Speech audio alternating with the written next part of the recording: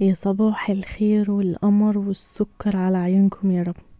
يوم جديد كله حياة، شمسه بتبتسم وناسه هوا. طبعا انا مش عارفة قلتها صح ولا غلط، بس ما علينا. صباح يوم جديد، صباحكم سعادة ورضا يا رب. طبعا ده الفطور بتاعي البسيط، ما عنديش اي حاجة، لسه اول الشهر وما نزلتش اجيب حاجة التلاجة، فما كانش عندي غير الجبنة، وعملت جنبها كوباية شاي لذيذة كده وهاكلها بالعيش ونفطر ونبدأ نشوف بقى باقي اليوم. هنبدأ بقى نطلع الحاجات اللي انا مفرزاها، كنت حاطة حاجات في الفريزر اطلع عشان ابدأ اعمل اكل. طبعا ورق عنب وده ممبار واللحمة والطماطم كنت مفرزاها، كل حاجة جاهزة على الطبيخ على طول، مش هحضر ولا هغسل اي حاجة الحمد لله. طبعا كفاية، بس يعني بهدلت المحشي لوحدها، وكان عندي ورق كرنب كمان في التلاجة، فهطلعه واحشيه برضو بالمرة، حاجات كده بسيطة يعملوا حلة صغيرة. دي الأوضة اللي أنا كنت نايمة فيها، هحاول أهويها وأروق السرير مكاني مطرح ما كنت نايمة. أيوة احنا بننام في أوضة الأطفال حاليا، عشان خاطر بحب أقضي الشتا فيها. بعد كده بدأت بقى ان انا اطلع الكراسة بتاعتي واشوف هبدأ اصور ايه، ونشرت الغسيل طبعا اللي كان ورايا. والحاج فجأة صاحب البيت قرر ايه يغدينا برا، وقال لنا ما تعمليش اكل، انا هعمل الاكل. قلت له والله كتر خيرك يا زوجي العزيز. خرجنا، استنينا لحد ما خرج من الشغل علشان كنا اخر الشهر، فقرر يدلعنا اليوم ده.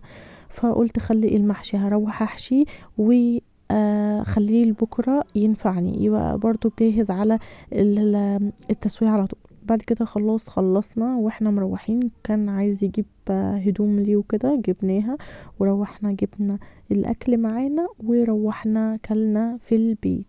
طبعا واحنا ماشيين قال لي مش اكل بس وفاكهة كمان، فجبت تين بالمرة وجبنا عنب علشان تبقى حاجة حلوة في البيت، ناكلها يعني وكده نحلي بيها. وده فينو لقرة عيني ابني، علشان كان هيبقى اول يوم ليه في الحضانة، ادعوله ربنا يهديه كده ويعرف يكمل فيها، فربنا يكرم ان شاء الله يا رب. الاكل طبعا كان عبارة عن يعني جاب لنا كده اكل مشكل، يعني كبدة وكفتة وحاجات من دي يعني. وداخل فيها سمين، طبعا احنا بنحب الحاجات دي بس مش على طول، ده يوم في الشهر كله. هو اكل مش صحي بس معلش، واحنا ما كناش متأخر ولا حاجة، كانت الساعة 8. بعد كده بدأت اغسل المواعين اللي ورايا، و يعني اظبط الحوض كده علشان اعرف ابص بقى للمحشي على نظافة، وهو المطبخ رايق كده ونضيف شوية، لان بيبقى فيه مواعين بعدها، ده ما يتراكمش على ده، وفي الاخر اتعب انا في الاخر. فغسلت اللي موجود في الحوض، وبعد ما عملت المحشي كملت بقية المواعين.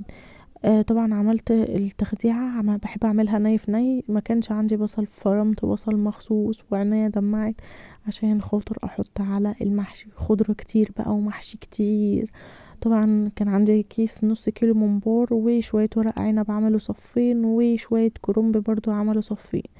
حاجات كده كانت متفرزانة عندي، طلعتها وعملتها أكلة، يعني تنفع أكلة في يوم، ممكن تقعد معانا يومين على فكرة. وعلى الشوربة بتاعت اللحمة، انا مقتنعة دايما ان الشوربة بتاعت اللحمة هي اللي ينفع يتسقي بيها المحشي. هنا خلاص كنت حشيت الممبار وطلعته، يا جماعة محدش يضحك عليا، ده على قد يعني، انا تاني مرة في حياتي من ساعة ما اتجوزت اعمل ممبار، فمحدش يضحك على اللي انا مطلعه ده الشكل، يعني كشكلا يعني واحدة طويلة واحدة قصيرة، فما تضحكوش عليا. طبعا الممبار كده خلاص هسيبه يبرد، وبعد كده هغطيه واحطه في التلاجة علشان يبقى جاهز على الزيت على طول. بعد كده عملت المحشي زغرتولي يا جماعة، خلصته، كل ده خد مني ساعتين بالظبط. بدأت بقى حطيته في التلاجة برضو علشان خاطر ايه يبقى جاهز على التسوية.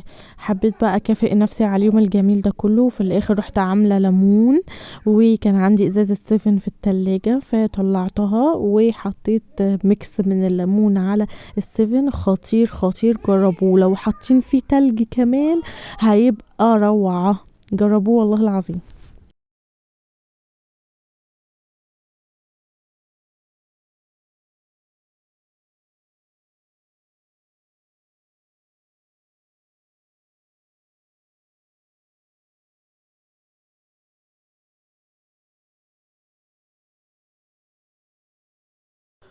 كان فاضل بقى اللحمة، بدأت ان انا اطلعها من التلاجة، كنت حطاها في التلاجة تفك على ما جيت يعني طول النهار، الاول بحب اشوحها كده زي ما انتوا شايفين، تاخد وش من تحت ومن فوق، وبعد كده كانت الميه سخنه بتغلي، لازم ميه سخنه بتغلي وتنزلي بيها على الميه، ولو اللحمه احتاجت ميه تاني وعوزتي تزوديها ميه تزوديها ميه سخنه، واديتها غلوه بالليل وسبتها وصحيت اديتها غلوه تاني علشان تبقى مستويه كده وجوسي في الاكل وجميله.